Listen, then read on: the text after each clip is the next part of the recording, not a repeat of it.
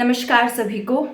31 मार्च का है इंतजार और होगी केंद्रीय कर्मचारियों पर पैसों की बौछार। अब ये बात मैंने क्यों कही है, क्योंकि 7th पे कमीशन से रिलेटेड जो है एक बड़ी खबर सामने आ रही है, वो मैं आज आपको बताऊंगी। तो चलिए खबर जानते हैं कि केंद्र सरकार के कर्मचारियों में जो डीए है, महंगाई भत्ता है, यानी कि उसमें 4% की बढ़ोतरी की गई है और कर्मचारियों के वेतन में 50% की बढ़ोतरी हुई है और इसे जो है जनवरी 2024 से लागू किया गया है। और केंद्रीय कर्मचारियों के लिए जो है 31 मार्च की शाम यादगार रहने वाली है। इस बार जो बढ़े हुए महंगाई भत्ते को उनके वेतन में जोड़ा जाएगा और यह जो है 50% है और जनवरी 2024 से महंगाई भत्ते में 4% की वृद्धि की गई है और इसे मार्च के वेतन में जमा करना होगा।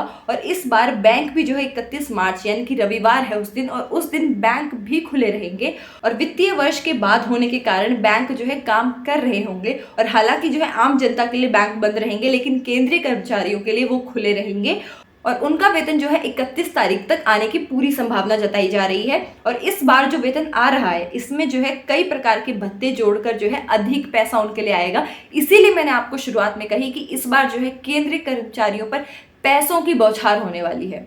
अब इसमें जो है आपको वेतन कितना मिलेगा। केंद्र सरकार के जो कर्मचारी हैं उनके महंगाई भत्ते में, जैसा मैंने आपको बताया, 4% की बढ़ोतरी हुई है, 4% की बढ़ोतरी हुई है। तो कर्मचारियों के वेतन में जो है 50% की बढ़ोतरी की गई है। ऐसे में जो है केंद्रीय कर्मचारियों के 2 महीने यानी जनवरी और फरवरी का बकाया भी मिलेगा और यानी मार्च के जो बढ़े हुए भत्ते के अलावा 2 महीने का बकाया भी मार्च में जो है के वेतन में जोड़ा जाएगा। और इसमें कर्मचारियों के लिए अब क्या लाभ है, उनका इस चीज से क्या फायदा होने वाला है। तो हाउस रेंट अलाउंस यानी HRA भी बढ़ा दिया गया है, क्योंकि केंद्रीय कर्मचारियों का भत्ता 50% तक पहुंच चुका है और केंद्र सरकार के कर्मचारियों को शहर की श्रेणी के आधार पर 30%, 20% और 10% का HRA मिलेगा। इसके अलावा जो अन्य भत्ते हैं उनमें भी वृद्धि की गई है, उनमें भी जो है उनको और फायदा होगा और जो मार्च के वेतन में जोड़कर उनको दिए जाएंगे। और इनमें जो है बच्चों की देखभाल के लिए जो विशेष भत्ता है, बाल शिक्षा भत्ता है, छात्रावास की जो सब्सिडी है और स्थानांतरण पर जो यात्रा भत्ता है, पोशाक भत्ता है, ग्रेजुएटी सीलिंग है और माइलेज भत्ता है, ये सारे भत्ते भी जो है उसके अंदर शामिल किए गए हैं। और हालांकि जो है इन सभी भत्तों का दावा करना होगा लेकिन उन्हें, और अब यह जो है 0 से शुरू होगा और यह गणना जो है 2024 में केंद्रीय कर्मचारियों के महंगाई भत्ते यानी डीए के गणित के को जो है बदल रही है। और दरअसल जो है 1 जनवरी से ही लागू महंगाई भत्ता 50% तक पहुंच गया है। इसलिए अब जो है नियम कहता है कि 50% महंगाई भत्ता होने के बाद इसे जो है मूल वेतन में मिलाकर 0 से गणना की जाएगी, और लेकिन इसकी गणना जो है अगले महंगाई भत्ते से की जाएगी। अब एक और सवाल आता है कि महंगाई भत्ता आखिर में 0 होगा कब।